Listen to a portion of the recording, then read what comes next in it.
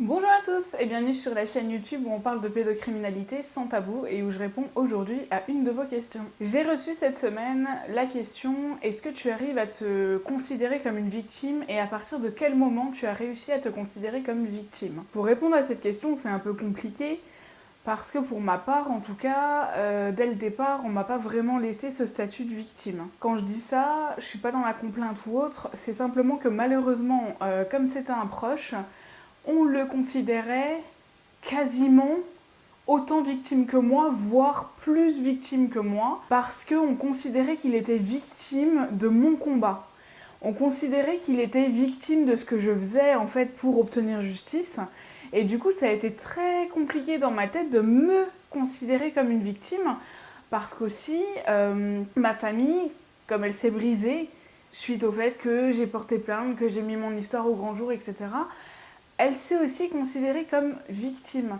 Donc finalement, à ce moment-là, le statut de victime, même si je savais qu'en théorie je l'avais, dans ma tête, je ne me considérais pas comme victime, mais plutôt comme agresseur. Ou plutôt comme celle qui était responsable de tout ce qui se passait suite au dépôt de plainte, et pour moi, dans ma tête, il fallait que je l'assume.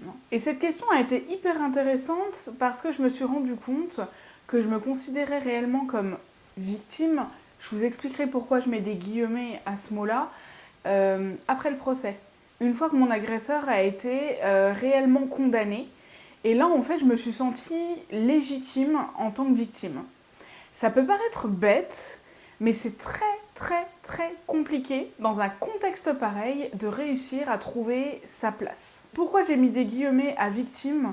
Simplement parce que un jour, on m'a parlé du mouvement aux États-Unis des survivants, et j'ai trouvé ce mouvement très intéressant où en fait les victimes s'appelaient des survivantes et non des victimes parce qu'elles considéraient qu'elles avaient vécu un peu un traumatisme comme la guerre ou voilà, ça a des répercussions sur notre vie.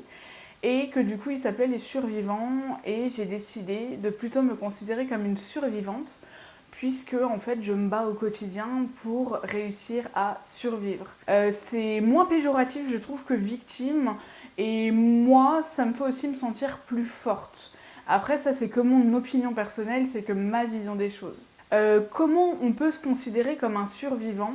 J'ai envie de vous dire, déjà si aujourd'hui vous vous posez la question de savoir si vous êtes victime ou non, c'est très simple. Si vous si vous avez été victime d'actes de pédocriminalité, d'attouchement, de viol, que ce soit par un adulte, par un enfant, etc., vous êtes forcément victime. Il n'y a aucun doute là-dessus.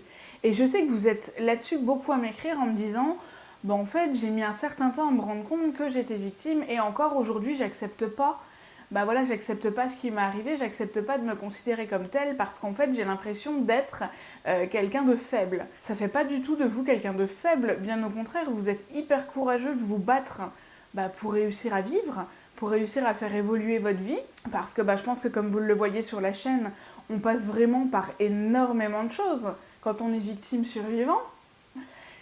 Et considérez-vous en fait comme quelqu'un de fort, quelqu'un de courageux. Mais il est vrai que dans les histoires de pédocriminalité, dans 80%, puisque du coup, souvent c'est un proche, on a vraiment du mal à trouver notre place de victime, simplement parce que limite notre agresseur est plutôt la victime. J'espère avoir répondu à cette question. Si aujourd'hui vous vous posez encore cette question, comme je l'ai dit auparavant, de savoir si vous êtes victime, en fait il n'y a aucun doute à avoir. Si vous voulez savoir les démarches à effectuer, n'hésitez pas à aller voir la vidéo qui concerne ces démarches.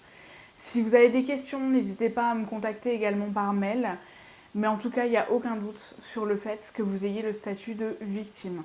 Je comprends que ça mette du temps à être accepté, qu'on mette du temps aussi à trouver sa place. Moi, j'ai compris que ma place dans la société, il n'y a pas de problème, je l'avais, même en tant que victime, même avec ce statut de victime, malheureusement, ou de survivante plutôt, et que justement, c'était ce statut-là qui, finalement, allait me permettre d'aider les autres, que ça allait me permettre justement, avec mon combat, que mon combat soit quelque chose de positif et non quelque chose de négatif.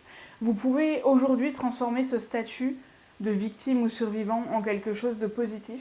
Et je vous y invite fortement. Je dis pas que c'est facile tous les jours, loin de là, mais en tout cas, je vous y invite. Et si vous avez des questions, n'hésitez pas. En tout cas, vous êtes hyper courageux. À bientôt!